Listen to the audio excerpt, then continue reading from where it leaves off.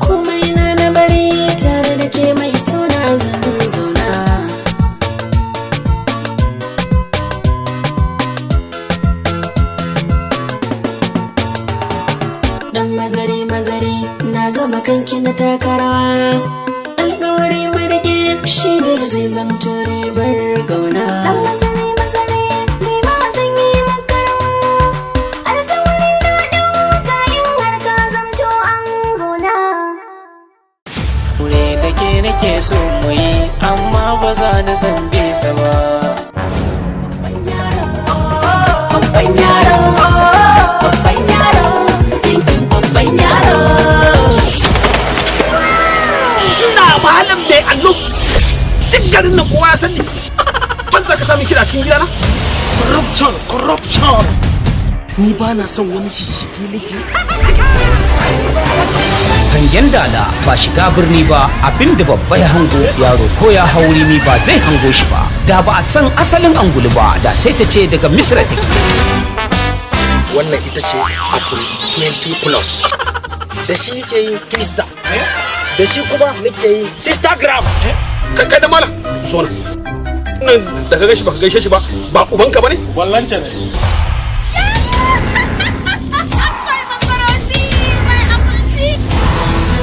kamfanin 3SP TV masu kawo muku daɗaɗɗen waƙoƙi don gamsar da ku. Na je gida ina neman kaliya liya na shirya kawai mu je Sambisa ai aure. Wannan karan sun tanadar muku da wani katafaren fim mai dogon zango wanda suka yi mishi suna da angon Sambisa. ƙarya ne Sambisa ne sai ka je. ni ba zan je ba. Angona? Zance na zo mana. Dan Allah ki daina danganta sunanki da nawa. Haba Sweetie sai ka ce ba dan zamanin nan ba.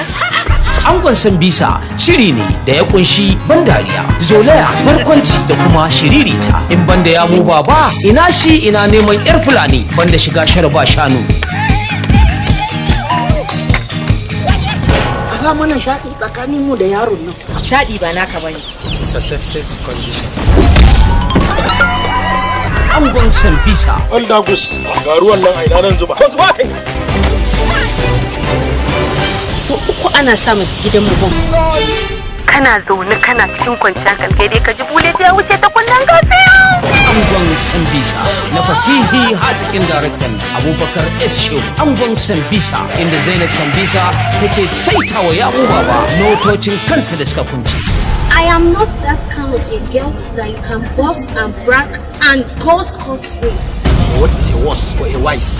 Shirin Angon Sambisa mai dogon zango yana nan tafi. Ku kasance da 3SP YouTube channel don samun gamsassun shirye-shiryensu. Ku yi subscribing din channel din sannan ku danna kararrawa saboda samun shirye-shiryenmu da zaran mun dora.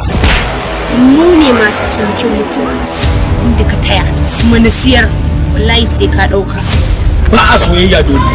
Kawai ka je ka shirya aure ba fashi kuma kwana biyu na Wannan shiri na Angon Sambisa zai dinga zuwa muku a kowace ranar Laraba da karfe 6 na yamma daga ranar 24 ga watan 3 na shekara ta 2021.